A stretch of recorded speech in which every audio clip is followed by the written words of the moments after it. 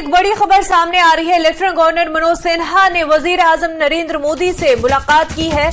दिल्ली में ये मुलाकात हुई है। काफी अहम यह खबर। गवर्नर मनोज सिन्हा ने वजीर आजम नरेंद्र मोदी से दिल्ली में मुलाकात की है। जम्मू कश्मीर के लेफ्टिनेंट गवर्नर मनोज सिन्हा ने दिल्ली में वजीर आजम नरेंद्र मोदी से मुलाकात की है। काफी अहम यह खबर है कि किस नौयत की यह मुलाकात और इस मुलाकात में क्या कुछ बातें हुई होंगी, किन मुद्दों पर बातचीत हुई होगी लेफ्टिनेंट गवर्नर मनोज सिन्हा और वजीर आजम नरेंद्र मोदी के साथ। दिल्ली में यह मुलाकात हुई है। News 18 JKLH editor Tejendra Singh Sodhi हमारे साथ जुड़ चुके हैं। तेजेंद्र जी, ये जो मुलाकात है काफी अहम है और किस नेचर की और किन मुद्दों पर बात हुई होगी इस मीटिंग में? देखिए मनीषा, आज जो जम्मू कश्मीर के उपराज्यपाल हैं वो दिल्ली में हैं, जहां पर उन्होंने भारत के प्रधानमंत्री नरेंद्र मोदी से मुलाकात की है। जो हमें सूत्रों से जानकारी मिली है कि जम्मू कश्मीर में जिस तरह के हालात बने हुए हैं, डेवलपमेंट जो हो रही है, उसकी सारी जानकारी जम्मू कश्मीर के उपराज्यपाल मनोज सिन्हा ने प्रधानमंत्री नरेंद्र मोदी को दी।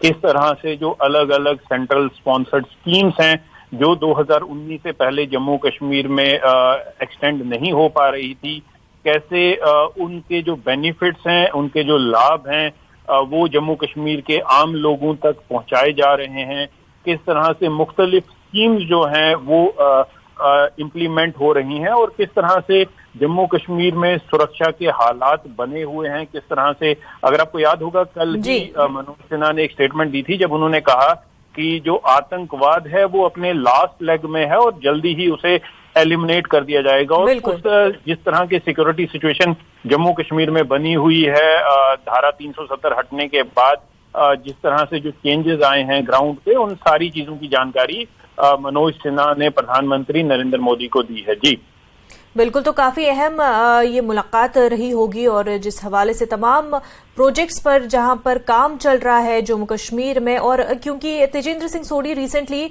मनोज सिन्हा ने ये भी कहा था कि कितने चाहे हम सोलर पावर प्रोजेक्ट्स की बात करें, उस हवाले से भी कितना बड़े पैमाने पर काम हो रहा है ताकि इस बार जो विंटर्स है वो बेहतर गुजरे, और उसके लिए उन्होंने वज़ीर आज़म का शुक्रिया भी किया था। तो जो ये बहुत बड़े प्रोजेक्ट्स पे काम चल रहा है खासतौर से जम्मू कश्मीर में, इनके हवाले से और आगे फिर और क्या प्लान होगा, क्या ब्लूप्रिंट होगा, इस हवाले से भी बातचीत हुई होगी वजीर आजम और लेफ्टिनेंट गवर्नर के बीच।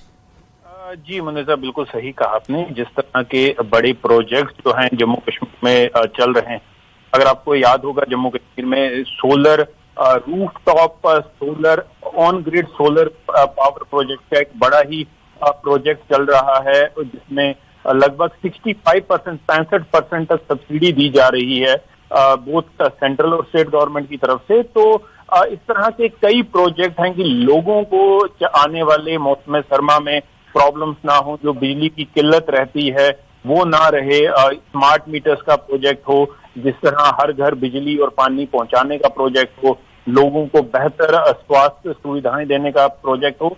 तो ये सारे जितने भी काम हैं जम्मू कश्मीर में काफी तेज गति से चल रहे हैं और इनमें जो प्रोग्रेस हुई है 2019 के बाद, जब 5 अगस्त 2019 को धारा 370 को रिवोक किया था, उसके बाद क्योंकि अगर आपको याद होगा 370 की वजह से कई सेंट्रल स्पॉन्सर्ड प्रोजेक्ट थे, कई कानून थे जो जम्मू कश्मीर में एक्सटेंड नहीं होते थे।